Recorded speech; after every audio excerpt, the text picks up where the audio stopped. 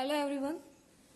So again it's me Darsha and please welcome back on my YouTube channel. So in this session I'm going to continue with the method of evaluation of improper real integral of a rational function, and again saying guys what is improper. Improper, it means the limits will be given into the infinite form. Okay, so the infinite limits will be given into the equation, so always we have to observe these limits.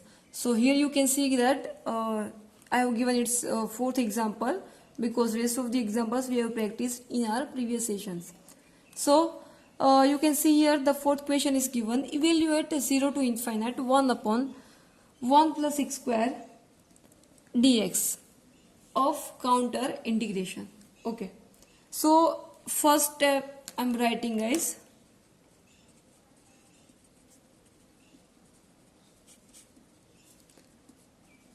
That let, as you know all in this step 1 you have to convert this given function into the z form, so that it will be 1 upon 1 plus z square. Okay, and now we have to find its poles. Okay, so that's why I'm writing here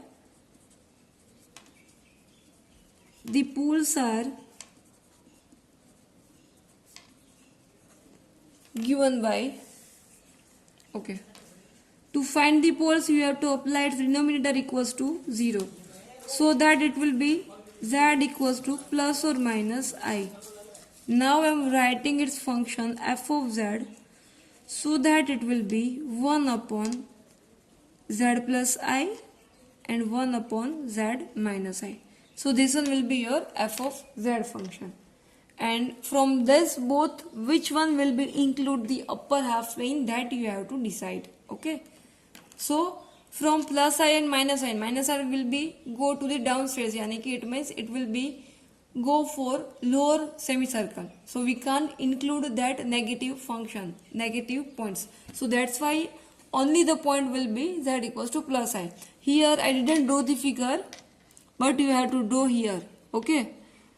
So I'm writing here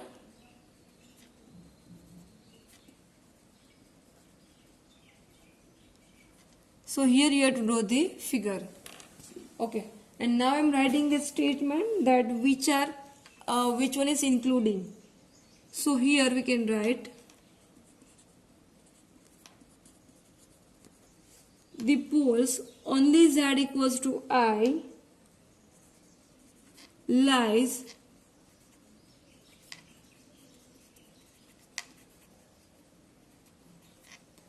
in the upper half plane, or we can say that it is inside to C. Okay, and now we have to find its residue. So now I'm finding its residue.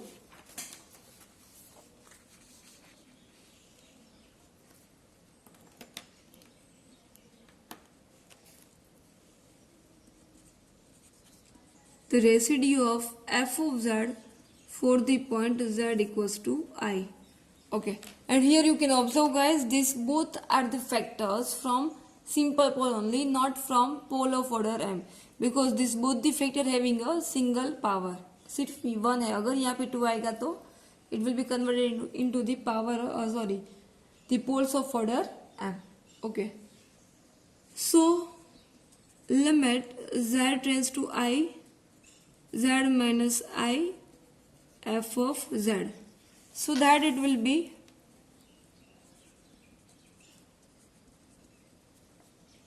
now I am writing the value of f of z, so that it will be 1 upon z plus I, z minus I. Now this both the factors will be removed, so that the remaining factor will be 1 upon z plus I. ठीक है, and putting its value 1 upon 2I. Okay, and then after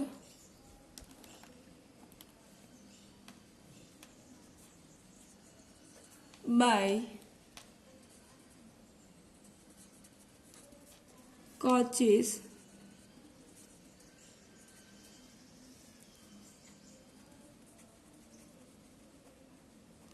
residue theorem, integration over the limit minus infinite to infinite, f of z dz equals to 2 pi I into the residues at poles in upper half plane. Okay guys, and then we will put its value so that you will get here pi. Okay guys, so this example, till the example we have applied minus infinite to infinite limit.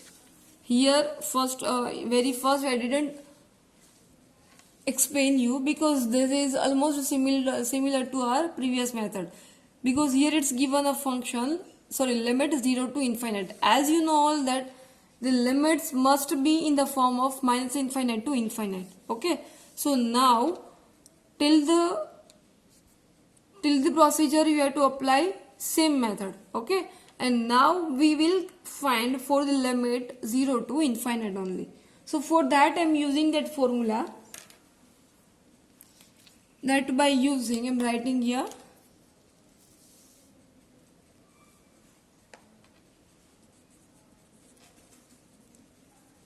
by using which formula?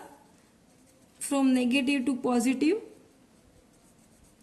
f of x dx. Then we can write 2 into 0 to a f of x dx.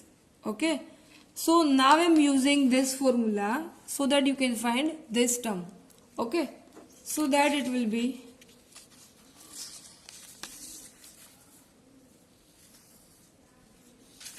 okay. From this limit we will write now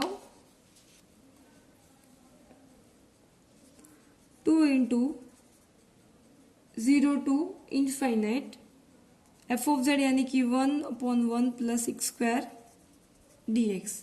Okay, equals to यहाँ पे क्या है? It's given a pi. Okay, and now we have to make a subject of this one function, so that's why it will be 0 to infinite 1 upon 1 plus x square dx equals to pi by 2. So this is your final answer. I hope guys you all understood this example. I have taken this example because here in the equation was given the limit 0 to infinite, so that you can know. Now if anybody wants more practice, then I am giving you some examples for the practice.